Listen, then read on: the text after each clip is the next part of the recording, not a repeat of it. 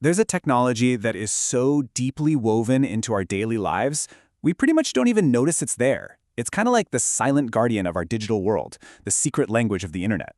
Today, we're going to pull back the curtain on the powerful and honestly fascinating world of cryptography. Just think about it for a second. Did you buy something online? Send a private message to a friend? Maybe check your bank balance on your phone?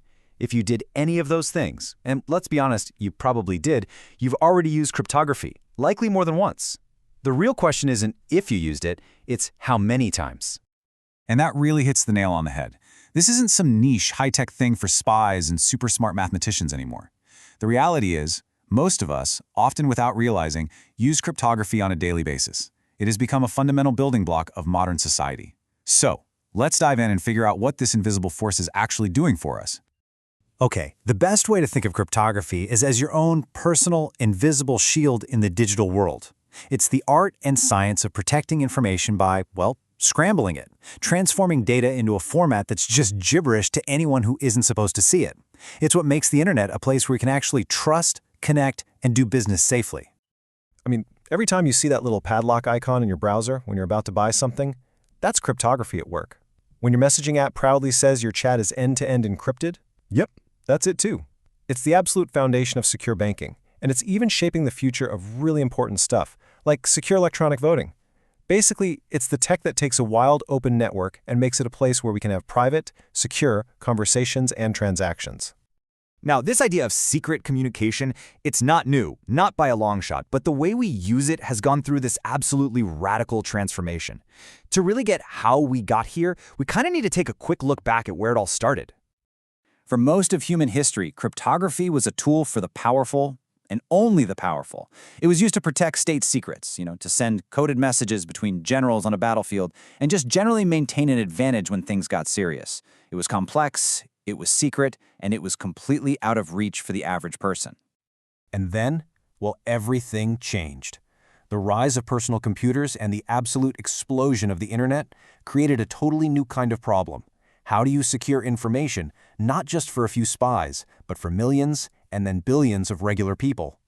All of a sudden, there was this massive public need for this one secret technology. Cryptography had to come out of the shadows and into our homes. So how does it actually work? How does it create this invisible shield? At its core, modern cryptography relies on some truly brilliant math, but the two main ways it's done are, surprisingly, pretty easy to wrap your head around. Okay, so on one side, you have symmetric cryptography. Think of this like having a single physical key for a safe. If you and I both have a copy of that same exact key, we can securely lock a box, send it to each other, and then unlock it. It's fast, it's efficient. But on the other side is public key cryptography. Now this is where things get really, really clever. Imagine I have a special padlock that I hand out to literally everyone. That's my public key. Anyone can use it to snap the lock shut on a box they want to send me. But only I have the one-of-a-kind private key that can open it. This idea right here is the magic that lets you send your credit card info securely to a website you've never been to before. It's the backbone of the secure internet. Now, the how behind both of these methods comes down to this one word: algorithm. And don't let that word sound intimidating. In cryptography, an algorithm is just a set of rules, the mathematical recipe used to scramble and then unscramble the data. The entire strength of the protection, the lock, depends on how clever and complex that recipe is. But look, the story does not end here. The digital world is always changing, and so are the threats. And that means cryptography is in this constant state of evolution, basically in a race to stay one step ahead of the bad guys. Just look at how fast the field has evolved. Take the source material for this whole explainer, for example. The first edition, back in 2002, was focused on things like digital signatures and the dawn of e-commerce. Now fast forward to the second edition, and the whole conversation has shifted to entirely new, way more complex challenges. This just shows you how quickly the world of cryptography is moving. These right here, these are the new frontiers. We're now developing something called post-quantum cryptography, which is encryption so tough it can supposedly withstand attacks from the unbelievably powerful quantum computers of the future. We're also seeing it completely revolutionize trust with things like blockchain technology, and it's still pushing the boundaries of what's possible in secure messaging and voting. So we'll end with this question. Cryptography went from protecting the secrets of kings to protecting our everyday digital lives.